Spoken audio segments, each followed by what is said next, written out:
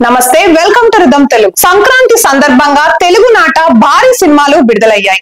నెల రోజులుగా మార్కెట్ లో బడా సినిమాలు సందడి చేస్తున్నాయి. దేశంలోని ఇతర రాష్ట్రాల సినిమాలన్నీ ఒక ఎత్తైతే సంక్రాంతికి తెలుగు సినిమాల జోష్ అంతా ఇంత కాదు. ఇక హిట్ సంగతి ఎలా ఉన్నా గేమ్ చేంజర్ డాకు మహారాజ్ సినిమాలు డబ్బులు బాగానే వసూలు చేశాయి.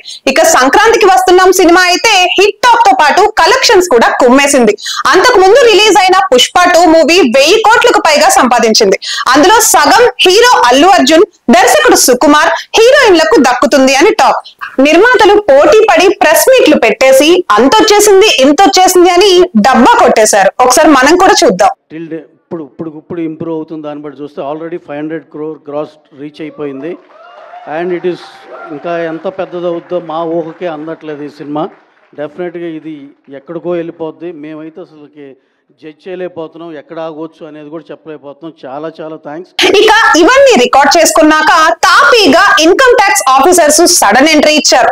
3 రోజుల పాటు 16 చోట్ల సోదాలు నిర్వహించారు.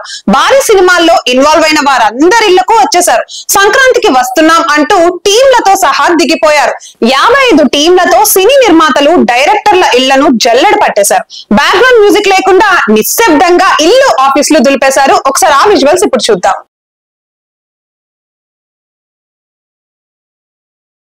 ముఖ్యంగా పుష్ప సినిమా టీం మీద ఐటీ అధికారులు దృష్టి పెట్టారు.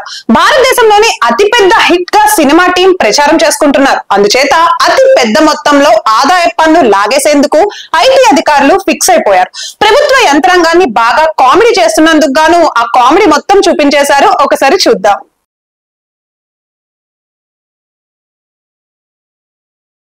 పుష్ప 2 సినిమా కలెక్షన్స్ కు సంబంధించిన రికార్డులు మొత్తం జల్లెడ పట్టేశారు. సినిమా నిర్మాతల ఇల్లు, ఆఫీసులు చుట్టేశారు. డైరెక్టర్ సుకుమార్ ఇంటిలో ఒక టీం ప్రత్యేకంగా సోదాలు నిర్వహించారు. ప్రముఖ కంటెంట్ సంస్థ మ్యాంగో పైన కూడా దృష్టి పెట్టారు. సినిమా ఫైనాన్స్ సంస్థ అధినేత సత్య రంగయ్య, ఫైనాన్షియర్ నెక్కింటి శ్రీధర్, మరో ఫైనాన్షియర్ నెల్లూరు ప్రతాప్ రెడ్డి ఇంట్లో 2 నెలలు మకాం వేసి సోదాలు నిర్వహించారు. ఇప్పుడు ఆ విజువల్స్ మనం చూస్తున్నాం.